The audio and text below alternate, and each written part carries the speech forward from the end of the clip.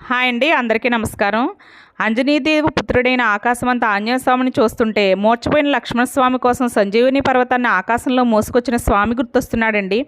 చెట్టు కింద కూర్చున్న హనుమాన్ని చూస్తుంటే అశోకవనంలో చెట్టు కింద కూర్చున్న సీతమ్మ జాడ తెలుసుకోవడానికి 100 యోజనాల సముద్రాన్ని ఒక్క దెబ్బకు లంఘించిన స్వామి గుర్తొస్తున్నాడండి.